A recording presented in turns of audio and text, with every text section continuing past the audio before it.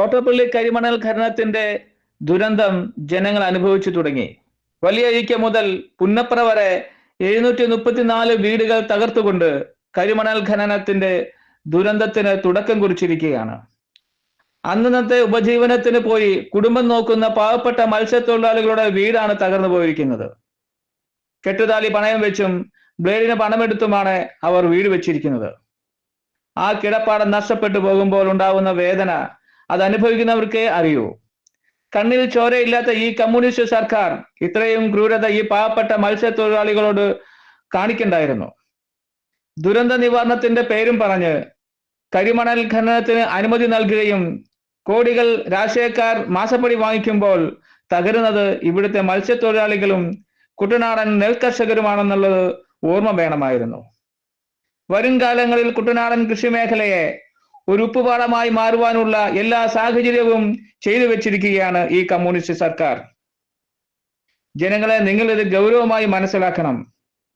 കരിമണൽ ഖനനത്തിന് അനുമതി നൽകിയ പരിസ്ഥിതി മന്ത്രിയും ഇതിന് മറുപടി പറയണം. 10 ലക്ഷം രൂപ സർക്കാർ ഇവർക്ക് കൊടുക്കാമെന്ന് പറയുന്നുണ്ട്. എന്നാൽ 10 ലക്ഷം രൂപയ്ക്ക് ഇവിടെ സ്ഥലം കിട്ടില്ല. അഥവാ 10 ലക്ഷം രൂപയ്ക്ക് സ്ഥലം വാങ്ങിയാൽ ആരവർക്ക് വീട് വെച്ചു കൊടുക്കും? ഇതൊന്നും പ്രായോഗികമല്ലെന്ന് സർക്കാരിന് അറിയാം. സർക്കാർ പാവങ്ങളെ പറ്റിക്കുകയാണ്, അല്ലാതെ എന്ത് പറയും ഇതിനെക്കുറിച്ച്? ബഹുമാനപ്പെട്ട കോടതി പല സംഭവങ്ങൾക്കും സ്വയം കേസെടുക്കാറുണ്ട്. ഈ പ്രശ്നങ്ങളെ ആഴത്തിലുള്ള ദുരന്തങ്ങൾ മനസ്സിലാക്കി ഇതിനെതിരെ കേസെടുത്ത് അവർക്ക് അർഹമായത് വാങ്ങിക്കൊടുക്കുക. ജീവിതം അനാഥമായി ഇവർക്കൊരു താങ്ങാവട്ടെ. കരിമണൽ ഖനന വിരുദ്ധ ഏകോപന സമിതിയുടെ ചെയർമാൻ സുരേഷ് സാർ പറയുന്നത് ഒന്ന് കേൾക്കൂ. സാർ, ഈ കരിമണൽ ഖനനം മൂലം ഉണ്ടായ എന്തെല്ലാം പ്രശ്നങ്ങളാണ് നമ്മുടെ ഈ നാട് അനുഭവിച്ചുകൊണ്ടിരിക്കുന്നത്? കരിമണൽ ഖനനം 2 മേഖലകളെയാണ് യഥാർത്ഥത്തിൽ വളരെ ശക്തമായി ബാധിച്ചിട്ടുള്ളത്. ഒന്ന് നമ്മുടെ തീരദേശ മേഖല. തോട്ടപ്പള്ളിയിലെ കരിമണൽ ഖനനം മൂലം ഏതാണ്ട് വലിയഴീക്കൽ മുതൽ പുന്നപ്ര വടക്ക് പഞ്ചായത്ത് വരെയുള്ള ഭാഗങ്ങളിൽ ഞങ്ങളൊന്ന് നിരീക്ഷിച്ചപ്പോൾ 736 വീടുകളാണ് പൂർണ്ണമായും തകർന്നത്. നമുക്കറിയാം, ആറാട്ടുപുഴ പഞ്ചായത്ത് ഒരു നേരിയ നാട പോലെ ഇത് കിടക്കുന്ന ഒരു ഭൂപ്രദേശമാണ്. അവിടെ തറയൽക്കടവ് എന്ന് പറയുന്ന ഒരു ഭാഗത്ത് കായലും കടലും തമ്മിലുള്ള ദൂരം ഏതാണ്ട് 50 മീറ്ററാണ്. ഇത്ര എക്കോളജിക്കലി സെൻസിറ്റീവായ ഒരു ജില്ലയാണ് ആലപ്പുഴ, പ്രത്യേകിച്ച് തോട്ടപ്പള്ളി. പറയാൻ കാരണം, കുട്ടനാട് എന്ന് പറയുന്ന പ്രദേശം സമുദ്രനിരപ്പിൽ നിന്നും ഏതാണ്ട് 3 മീറ്റർ താഴെയാണ്. ലോകത്ത് എമ്പാടും 2 സ്ഥലങ്ങളാണ് സമുദ്രനിരപ്പിന് താഴെ കൃഷി ചെയ്യുന്നത്. ഒന്ന് നെതർലാൻഡും മറ്റൊന്ന് കുട്ടനാടുമാണ്. അപ്പോൾ കുട്ടനാട്ടിലേക്ക് ഉപ്പുവെള്ളം പ്രവേശിക്കുന്ന പ്രധാന എൻട്രിയാണ് തോട്ടപ്പള്ളി. കുട്ടനാട് ഇന്ന് നേരിടുന്ന ഏറ്റവും വലിയ ഭീഷണി ഉപ്പുവെള്ളം കയറി കൃഷി മൊത്തം നശിക്കുകയാണ്. 2 കൃഷി ചെയ്തുകൊണ്ടിരുന്ന സ്ഥലങ്ങൾ ഒറ്റ കൃഷിയായി മാറി. ഈ മണക്കൽ പാടശേഖരം, അപ്പർ കുട്ടനാട്ടിലെ കൃഷി ഇടങ്ങൾ, കൊപ്പാറക്കടവ് ഭാഗത്തെ കൃഷിയിടങ്ങൾ, നാലിയറ പ്രദേശങ്ങളിലെ കൃഷി, പുറക്കാട് പാടശേഖരം, അവിടെയെല്ലാം ഉപ്പുവെള്ളം കയറിയിട്ട് ഗുണമില്ലാത്ത നെല്ലാണ് ഉണ്ടായത്. ഇതുകൊണ്ട് കമ്പനികൾ, നെല്ലെടുക്കുന്ന കമ്പനികൾ ഇങ്ങോട്ട് വരാതായി. ഈ പുറക്കാട് പ്രദേശത്തെ നെല്ല് എടുക്കാൻ കമ്പനികൾ വരാതെ മഴ വീണ് റോഡ് സൈഡിൽ തന്നെ കിടന്ന് നെല്ല് കിളിക്കാനുണ്ടായത്. കർഷകർ വളരെയധികം പ്രതിസന്ധിയാണ്. കർഷകരുടെ പ്രതിസന്ധിക്ക് മുഖ്യ കാരണം തോട്ടപ്പള്ളിയിൽ നടക്കുന്ന കരിമണൽ ഖനനമാണ്. കരിമണൽ ഖനനം എന്ന് സർക്കാരോ മറ്റ് ഏജൻസികളോ പറയുന്നില്ല.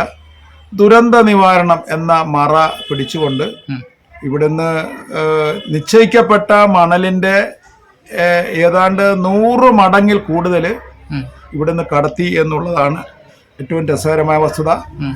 ഇവിടുന്ന് കടത്തിയ മണ്ണ് ഒരു സ്ഥലത്ത് നിന്ന് എടുത്ത് എങ്ങോട്ടെങ്കിലും കടത്തിയാൽ അവിടെ ചെല്ലണ്ടേ? ഇവിടുന്ന് കടത്തിയ മണ്ണ് മുഴുവൻ IREയിലും KMMLലും കൂടെ എത്തിയിട്ടില്ല.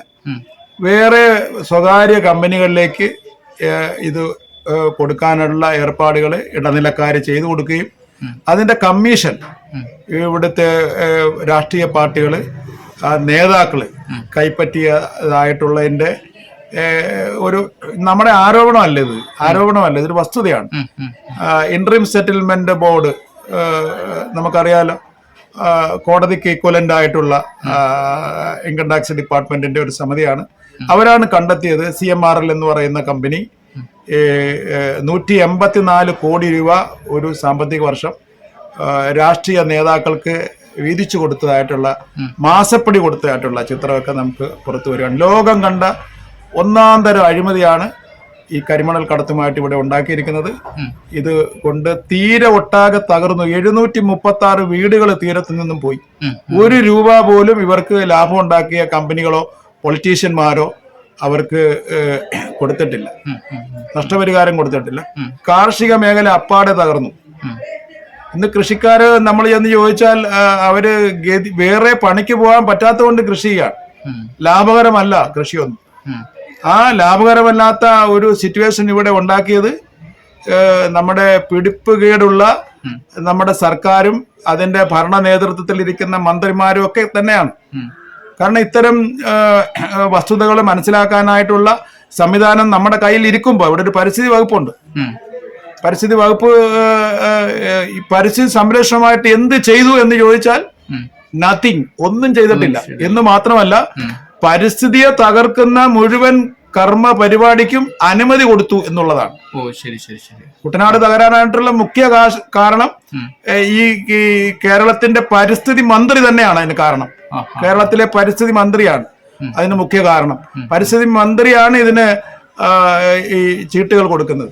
ഒരു സ്ഥലത്ത് മൈനിങ് നടക്കണമെന്നുണ്ടെങ്കിൽ മൈനിങ് ചട്ടങ്ങളുണ്ട്. ആ മൈനിങ് ചട്ടങ്ങൾ പാലിക്കപ്പെടുന്നില്ല. ഒരു സ്ഥലത്തുനിന്ന് ക്രമരഹിതമായി മണലെടുക്കണമെന്നുണ്ടെങ്കിൽ ഒരു പഠനം അവിടെ, ഒരു പരിസ്ഥിതി ആഘാത പഠനം നടത്തണമെന്നുണ്ടല്ലോ. പരിസ്ഥിതി ആഘാത പഠനം ആര് നടത്തി, എപ്പോൾ നടത്തി? സോഷ്യൽ ഇമ്പാക്ട് പഠനം. ഇതുകൊണ്ട് എന്തെല്ലാം പ്രശ്നങ്ങൾ സമൂഹത്തിലുണ്ടാകും, ഇതൊരു പഠനം നടത്തണ്ടേ? പേരിനെങ്കിലും ഒരു പഠനം നടത്തണ്ടേ? ഒരു തൂമ്പയും മമ്മട്ടിയും ഡ്രഡ്ജറും കുറെ JCBകളും ഉണ്ടെങ്കിൽ ഒരു സ്ഥലത്തു നിന്ന് മണ്ണെടുത്തുകൊണ്ട് പോകാൻ പറ്റുന്നെങ്കിൽ അത് ലോകത്ത്, കേരളത്തിൽ തോട്ടപ്പള്ളിയിൽ നിന്ന് മാത്രമായിരിക്കും എന്നാണ് ഈ അവസരത്തിൽ പറയാനുള്ളത്. ഇതിന്റെ പങ്കു പറ്റിയവരെല്ലാം ഒരുപക്ഷെ ഇത് അന്വേഷിച്ചാൽ ജയിലിനകത്ത് കിടക്കുമെന്നുള്ള കാര്യത്തിൽ യാതൊരു തർക്കവും. നമ്മുടെ കുട്ടനാട് മേഖല ഇനി കാർഷിക മേഖലയിൽ നിന്നും മാറി മറ്റേതെങ്കിലും രീതിയിലേക്ക് മാറുമോ? അതായത് കുട്ടനാട് മേഖലയില് ഇപ്പം നമ്മള് കൃഷി ചെയ്യുന്ന ധാരാളം വിത്തിനങ്ങളുണ്ട്. IR8 പോലെയുള്ള, രോഹിണി പോലെയുള്ള കാർത്തിക വിത്തുകളൊക്കെയാണ് നമ്മൾ ഉപയോഗിക്കുന്നത്. ഈ വിത്തുകളാണ് നമുക്കിവിടെ ഗ്രീൻ റെവല്യൂഷന്റെ ഭാഗമായിട്ട് അത്യുൽപാദന ശേഷി, നമ്മുടെ സ്വയം പര്യാപ്തത നമ്മുടെ രാജ്യത്തിന് ഉണ്ടാക്കി കൊടുത്ത വിത്തുകൾ തന്നെയാണ്. പക്ഷെ ഈ വിത്തുകൾക്ക് ഉപ്പുവെള്ളത്തിൽ സർവൈവ് ചെയ്യാനായിട്ടുള്ള കപ്പാസിറ്റി ഇല്ല. 2 ppm ഉപ്പ് വരെ വന്നാൽ ഈ പറഞ്ഞ വിത്തിനങ്ങളൊക്കെ പിടിച്ചു നിൽക്കും. പക്ഷെ 2 ppmന് മേൽ സലൈനിറ്റി വന്നാൽ കൃഷി പാഴായി പോവും, നെല്ലുകൾ വാടും, ഉൽപാദനം നടക്കൂല. പള്ളാത്തുരുത്തി ഭാഗത്ത് കായൽ ഗവേഷണ കേന്ദ്രം പരിശോധിച്ചപ്പോ 14 ppm ഉപ്പ്. ഇത്രയും ppm ഉപ്പ് വന്നതിന്റെ കാരണം അവർ അന്വേഷിച്ചപ്പോ തോട്ടപ്പള്ളി പൊഴിമുഖത്തിന്റെ ആഴം അവര് പറഞ്ഞത് എത്രയാണോ അതിന്റെ 3 മടങ്ങ് ആഴം കൂട്ടി ഡ്രഡ്ജർ വെച്ച് അവര് ആഴം കൂട്ടി ഇവിടുന്ന് കരിമണൽ വാരിക്കൊണ്ടുപോയി. അപ്പം വളരെ തീവ്രമായ ഒരു പരിസ്ഥിതി ആഘാത പ്രവർത്തനമാണ് തോട്ടപ്പള്ളി നടത്തിയത്. അതിന് പ്രധാന ഉത്തരവാദികള് ഈ 2 കമ്പനികളാണ്. KMML എന്ന് പറയുന്ന കമ്പനിയും IREL എന്ന് പറയുന്ന കമ്പനിയും. ഇവർക്ക് പച്ചക്കൊടി കാട്ടാൻ വേണ്ടി ഒരു സർക്കാർ സംവിധാനവും അതിന്റെ പിന്നാമ്പുറത്ത് നിന്ന ഇതിന്റെ ഇടയ്ക്ക് പണം പറ്റുന്ന കുറെ രാഷ്ട്രീയ നേതാക്കളുമാണ് ഈ ദുരന്തത്തിന് കാരണമായിട്ടുള്ളത്. തക്കതായ ഒരു അന്വേഷണം കോടതിയുടെ നേതൃത്വത്തിൽ CBI പോലെയുള്ള ഏജൻസികളെ കൊണ്ട് അന്വേഷണം നടത്തിയാൽ പല പ്രമുഖരും ജയിലിൽ കിടക്കുമെന്നുള്ള കാര്യത്തിൽ യാതൊരു തർക്കവുമില്ല.